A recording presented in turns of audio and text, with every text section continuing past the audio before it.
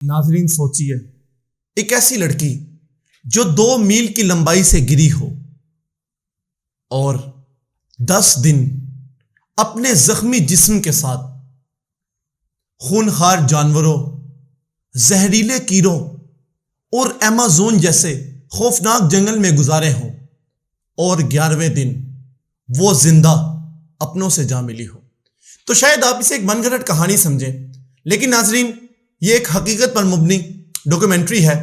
حقائق جاننے کے لیے ویڈیو کو آخر تک دیکھیے گا۔ السلام علیکم ناظرین، میرا نام ہے رانا طاہر تنویر اور آپ دیکھ رہے ہیں دی سٹوری۔ ناظرین 24 دسمبر 1971 دنیا بھر میں لوگ کرسمس کی خوشیوں کی تیاری کر رہے تھے، مگر جنوبی امریکہ کے آسمان میں ایک ایسا طیارہ پرواز کر رہا تھا جس کے مسافروں کو ذرا بھی اندازہ نہیں تھا کہ چند ہی لمحوں میں ان کی زندگی ہمیشہ کے لیے بدلنے والی ہے۔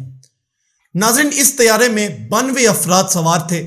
انہی مسافروں میں ایک 17 سالہ نوجوان لڑکی موجود تھی، یولیانا کوپکے، جو اپنی ماں کے ساتھ کرسمس منانے کے لیے اپنے والد کے پاس جا رہی تھی۔ طیارہ پہلے ہی 7 گھنٹے تاخیر کا شکار تھا۔ مسافر بے چین تھے، غصہ تھے، مگر کسی نے یہ تصور بھی نہیں کیا تھا کہ اصل امتحان ابھی شروع ہونا باقی ہے۔ چند ہی دیر بعد جہاز گھنے سیاہ بادلوں میں داخل ہوا۔ ابتدا میں معمولی جھٹکے محسوس ہوئے، لیکن پھر اچانک فضا کا رنگ بدلنے لگا۔ جہاز بڑی طرح ہچکولے کھانے لگا۔ اوپر رکھے بیگ، تخائف، پھول اور کرسمس کا کیک ہوا میں اچھلنے لگے۔ بچوں کی چیخیں، عورتوں کی سسکیاں اور مردوں کی گھبرائی ہوئی آوازیں پورے کیبن میں گونجنے لگیں۔ یولیان نے اپنی ماں کا ہاتھ مضبوطی سے تھامے بیٹھی تھی۔ پھر ایک خوفناک بجلی جہاز کے بائیں انجن پر گری۔ کھڑکی کے باہر ایک چمکتی ہوئی آگ بھڑکی۔ یولیان نے اپنی ماں کی طرف دیکھا۔ اس کی ماں نے حیرت انگیز سکون سے صرف ایک جملہ کہا، بس اب سب ختم ہو گیا۔ یہ وہ آخری الفاظ تھے جو یولیان نے اپنی ماں کی زبان سے سنے۔ اگلے ہی لمحے جہاز بے قابو ہو گیا، نیچے کی طرف جھک گیا۔ چاروں طرف اندھیرا چھا گیا۔ انجنوں کے خوفناک گرج، مسافروں کی چیخیں اور پھر ایک زوردار دھماکہ۔ جہاز فضائی میں کئی ٹکڑوں میں بکھر گیا۔ ناظرین لیکن ان سب کے درمیان ایک ایسا منظر تھا جس پر یقین کرنا تقریباً ناممکن ہے۔ ناظرین یولیانا ابھی بھی اپنی سیٹ پر بندھی ہوئی تھی اور تقریباً 2 میل کی بلندی سے سیدھی ایمازون کے گھنے جنگل کی طرف گر رہی تھی۔ ہوا اس کے کانوں میں سیٹیاں بجا رہی تھی۔ نیچے صرف سبز درختوں کا نہ ختم ہونے والا سمندر تھا۔ ناظرین وہ اکیلی تھی، بے بس تھی اور موت اس کی طرف تیزی سے بڑھ رہی تھی، مگر کچھ اس کی آنکھ کے سامنے اندھیرا چھا گیا۔ ناظرین کچھ ہی دیر کے بعد یولیانا گہری نیند سو گئی، لیکن ناظرین دھیان رہے وہ بھی زندہ تھی۔ ناظرین جب وہ دوبارہ جاگی تو اسے اندازہ ہوا کہ وہ زندہ ہے، مگر اس کے ارد گرد نہ کوئی انسان تھا، نہ کوئی مدد، صرف دنیا کے سب سے خطرناک جنگل اور ایک ایسا سفر جو آنے والے کئی دن میں اسے بار بار موت کے منہ میں دھکیلتا ہے۔ ناظرین یولیانا کی آنکھ کھلی تو سورج کی روشنی درختوں کی گھنی شاخوں سے چھن کر اس کے چہرے پر پڑ رہی تھی۔ چند لمحوں تک وہ سمجھ ہی نہ سکی کہ وہ کہاں ہے۔ پھر اچانک اسے سب کچھ یاد آ گیا۔ جہاز، دھماکہ اور وہ خوفناک لمحہ جب وہ ہزاروں فٹ کی بلندی سے نیچے گر رہی تھی۔ وہ آہستہ آہستہ اٹھی۔ اس کے جسم ہر جگہ گہرے زخم تھے، کولر بون ٹوٹ چکی تھی، گھٹنے کا رباط پھٹ چکا تھا، ایک آنکھ تقریباً بند ہو چکی تھی اور اس کے چشمے کہیں گم ہو چکے تھے۔ ناظرین دھیان رہے کہ یولیانا کی نظر بے حد کمزور تھی اور اس وقت اس کے چشمے بھی غائب تھے، لیکن سب سے حیران کن بات یہ تھی کہ وہ زندہ تھی۔ اتنی بڑی لمبائی سے گر کر بھی وہ ابھی بھی زندہ تھی۔ اس نے فوراً اپنی ماں کو آواز دی، ماما جنگل نے اس کی آواز کو نگل لیا۔ جواب میں صرف پرندوں کی آوازیں، کیڑوں کی بھن بھناہٹ اور درختوں کے پتوں کی سرسراہٹ سنائی تھی۔ ناظرین، وہ بالکل اکیلی تھی۔ اس لمحے اسے اپنے والد کی ایک بات یاد آئی۔ وہ دونوں حیاتیات کے ماہر تھے اور برسوں ایمیزون کے جنگلوں میں تحقیق کر چکے تھے۔ اس کے والد ہمیشہ کہتے تھے، اگر کبھی جنگل میں راستہ بھول جاؤ تو بہتے ہوئے پانی کا ساتھ مت چھوڑنا۔ ہر ندی کسی نہ کسی دریا تک جاتی ہے اور دریا آخر تک انسانوں تک پہنچا دیتا ہے۔ ناظرین، یہ وہ نصیحت تھی جو یولیانا نے اپنی زندگی کا حصہ بنائی اور اسے یقین تھا کہ وہ کچھ عرصے بعد انسانوں تک جا پہنچے گی۔ ناظرین، چند ہی فاصلے پر ایک باریک سی ندی بہہ رہی تھی۔ اس نے فیصلہ کر لیا، اب یہی اس کی امید تھی۔ وہ ندی کے ساتھ ساتھ چلنے لگی۔ اس کے پاس نہ کھانا تھا، نہ پانی کی بوتل، نہ نقشہ اور نہ ہی کوئی کمپس جو اسے سیدھا راستہ دکھاتی۔ صرف ایک سینڈل اس کے پاؤں میں باقی تھی۔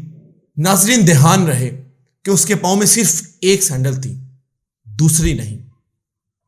چونکہ اس کے چشمے گم ہو چکے تھے، اس کی نظر بہت کمزور تھی۔ وہ ہر قدم پر اپنے ہاتھ میں پکڑی ہوئی سینڈل سے زمین کو ٹٹولتی تاکہ کہیں خشک پتوں کے نیچے چھپا ہوا کوئی زہریلا سانپ اس پر حملہ نہ کر دے۔ دن گزرتا گیا، بھوک شدت اختیار کر گئی۔ اس حادثے کی جگہ صرف ٹافیوں کا ایک چھوٹا سا تھیلا ملا تھا۔ چند ہی گھنٹوں میں وہ بھی ختم ہو گیا۔ اب اس کے پاس کھانے کو کچھ نہیں تھا۔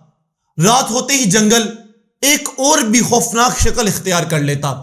طرف نامعلوم جانوروں کی آوازیں، درختوں کے درمیان عجب سی سرگوشیاں اور مکمل اندھیرا۔ صرف 17 سال کی ایک زخمی لڑکی جو ہر رات یہ سوچ کر سوتی کہ شاید اگلی صبح اس کی آنکھ نہ کھلے۔ ناظرین، دن گزرتے گئے۔ چوتھا دن، اچانک اسے ایک ایسی آواز سنائی دی جس نے اس کے جسم میں کپ کپی دوڑا دی۔ یہ کنگ ولچر یعنی ایک بہت بڑے گدھ کی آواز تھی۔ وہ اس پرندے کو اچھی طرح جانتی تھی اور وہ یہ بھی جانتی تھی کہ یہ پرندہ صرف اس جگہ اترتا ہے جہاں اسے مردہ جسموں کی خوشبو آئے۔ ناظرین، اس کا دل تیزی سے دھڑکنے لگا۔ کچھ ہی فاصلے پر اس نے ایک خوفناک منظر دیکھا۔ جہاز کی ایک قطار والی سیٹ زمین پر الٹی دھس چکی تھی۔ اس پر اب بھی 3 مسافر بندھے ہوئے تھے، لیکن وہ سب مر چکے تھے۔ ناظرین، یہ یولیانا کی زندگی کا پہلا واقعہ تھا۔ اس نے کسی انسان کی لاش دیکھی۔ اس کے ذہن میں صرف ایک خیال آیا، کیا ان میں میری ماں بھی ہے؟ کانپتے ہوئے ہاتھوں سے اس نے ایک لاش کو لکڑی کے ذریعے ہلایا۔ پھر اس کی نظر ایک عورت کے پاؤں پر گئی۔ اس کے ناخنوں پر نیل پولش لگی ہوئی تھی۔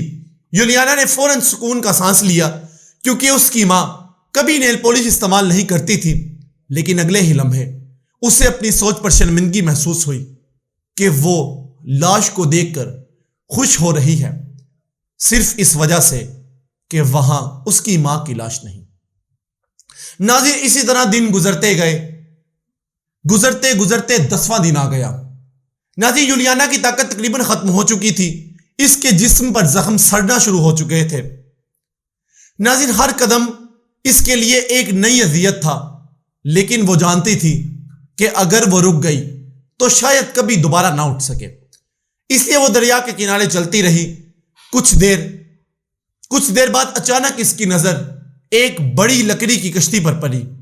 پہلے تو اسے لگا کہ شاید وہ اس کی تھکن کے باعث اس کی نظروں کا دھوکہ ہے، لیکن وہ آہستہ آہستہ کشتی کے قریب گئی، اسے ہاتھ لگایا۔ کشتی واقعتاً وہاں موجود تھی۔ اس کے دل برسوں بعد پہلی بار کوئی نہ کوئی ایک امید کی کرن کے لیے جاگا تھا۔ کشتی کے قریب ایک تنگ سا راستہ جنگل کے اندر جا رہا تھا۔ یولیانا نے ہمت کی اور اس راستے پر چل پڑی۔ چند منٹ بعد اسے کھجور کے پتوں سے بنی ہوئی ایک چھوٹی سی جھونپڑی نظر آئی۔ جھونپڑی خالی تھی۔ شاید اس کا مالک دریا پر مچھلیاں پکڑنے گیا ہوا تھا۔ اندر ایک آؤٹ بورڈ انجن رکھا ہوا تھا اور اس کے ساتھ ایک بوتل جس میں تقریباً 1 لیٹر پیٹرول موجود تھا۔ ناظرین، یولیانا نے اپنے زخمی بازو کو دیکھا۔ وہ منظر کسی بھی انسان کو لرزا دینے کے لیے کافی تھا۔ زخم کے اندر تقریباً 1 سینٹی میٹر لمبے سفید کیڑے رینگ رہے تھے، وہ گوشت کے اندر تک گھس چکے تھے۔ عام انسان شاید یہ منظر دیکھ کر بے ہوش ہو جاتا، لیکن یولیانا نے اپنے والد کی ایک بات یاد کی۔ ایک دن ان کے کتے کے زخم میں بھی ایسے ہی کیڑے پڑ گئے تھے۔ تب اس کے والد نے زخم میں مٹی کا تیل ڈالا جس سے کیڑے باہر نکل آئے۔ یولیانا نے فیصلہ کیا کہ وہ بھی یہی کرے گی۔ اس نے احتیاط سے پٹرول اپنے زخم میں انڈیلا۔ اگلے ہی لمحے اسے ایسا لگا جیسے آگ اس کے گوشت کے اندر جل اٹھی ہو۔ درد ناقابل برداشت تھا، لیکن چند ہی لمحوں بعد کیڑے تڑپتے ہوئے باہر آنے لگے۔ یولیانا نے ایک ایک کر کے تقریباً 23 کیڑے اپنے ہاتھوں سے نکالے۔ وہ شدید تکلیف میں تھی، لیکن اسے معلوم تھا کہ اگر وہ ایسا نہ کرتی تو انفیکشن اس کی جان لے سکتا تھا۔ اس رات اس نے وہی جھونپڑی میں گزاری۔ ہر آہٹ پہ اسے لگتا کہ شاید کوئی جنگلی جانور اندر آ جائے، مگر اگلی صبح اس کی زندگی ہمیشہ کے لیے بدلنے والی تھی۔ دور سے انسانوں کی آوازیں سنائی دینے لگی۔ پہلے اسے یقین ہی نہ آیا۔ کئی دنوں تک وہ صرف جنگل کی آوازیں سن رہی تھی۔ اس نے پوری طاقت سے آواز لگائی۔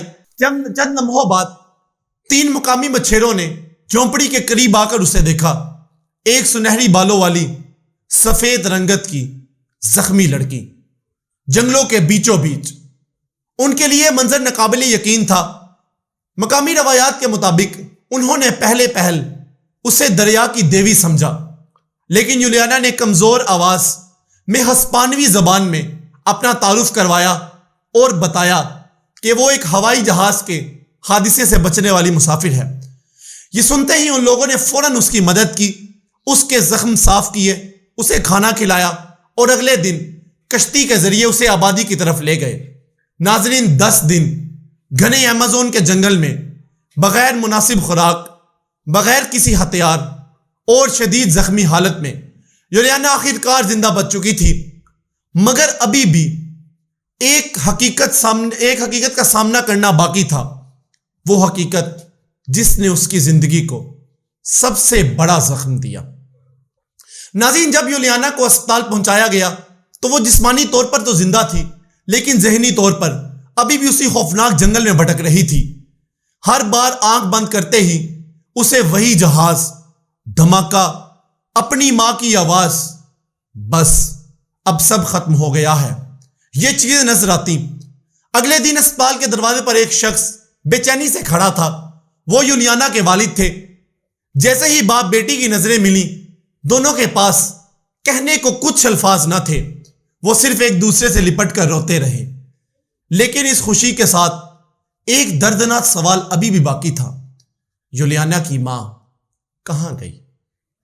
نازی ریسکیو ٹیمیں کئی دن تک ایمیزون کے گھنے جنگلوں میں تلاش کرتی رہیں۔ آخر کار 12 جنوری 1972 کو انہیں یولیانا کی والدہ کی لاش مل گئی۔ بعد میں تحقیقات سے معلوم ہوا کہ حادثے کے بعد وہ بھی زندہ بچ گئی تھیں، لیکن ان کے جسم پر شدید چوٹیں آئی تھیں۔ وہ حرکت کرنے کے قابل نہ تھیں۔ امداد ان تک بر وقت نہ پہنچ سکی اور چند ہی دنوں بعد جنگل میں ہی انہوں نے دم توڑ دیا۔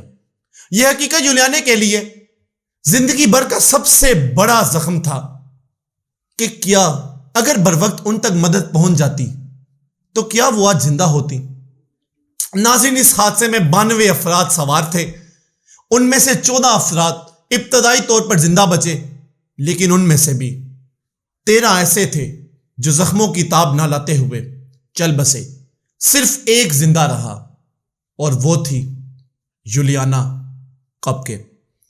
ناظرین، یہ سوال آج بھی لوگوں کو حیران کرتا ہے کہ آخر 2 میل کی بلندی سے گر کر کوئی کیسے بچ سکتا ہے؟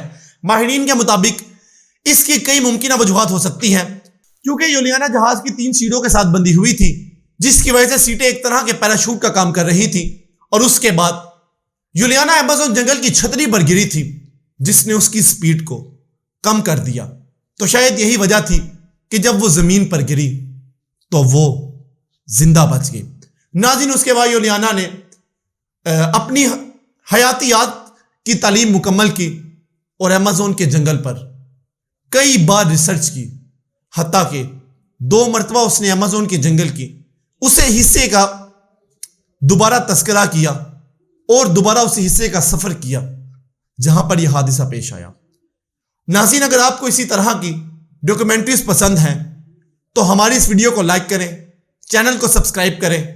آپ سے ملاقات ہوگی انشاءاللہ ایک اگلی ڈاکیومنٹری میں۔ تب تک کے لیے اجازت دیجیے۔ اللہ حافظ۔